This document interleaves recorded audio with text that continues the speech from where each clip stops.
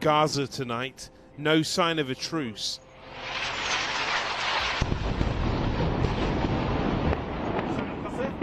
But despite the ball of smoke and flames, a ceasefire does appear to be close.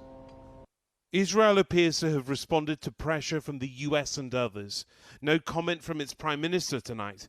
A senior source told ITV News that silence would be met with silence. A statement from his security cabinet agreed to accept the Egyptian initiative for a mutual ceasefire without preconditions to take effect at a time to be determined.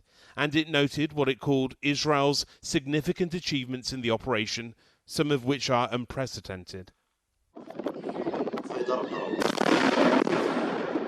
All day, the 11th of this conflict, airstrikes by Israel have continued, and rockets were fired by Hamas.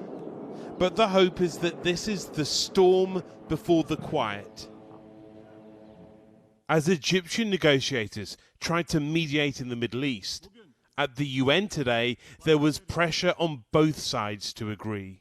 The fighting must stop immediately. I appeal to all parties to cease hostilities now.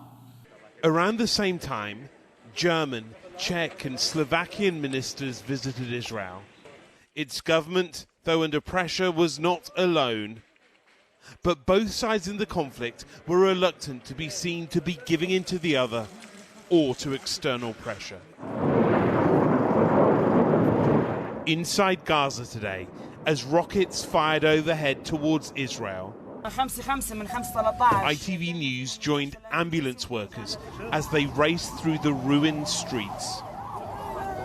With them was a young girl almost silenced by her injuries, her mother overwhelmed by fear. Inside the hospital, she received treatment, injuries from artillery fire. And she was not the only one here. A British doctor working in Gaza said the UK government should do more to encourage restraint for the sake of the youngest victims. Almost a third of all of the wounded that I'm seeing now are children. And unfortunately, most of them will be left with lifelong disabilities as a result of these injuries. As we saw this week, a pan-Palestinian movement against Israel appears to have been galvanized, just as the infrastructure of Hamas was hammered and as civilians died on both sides. This might have been a conflict where all sides lost.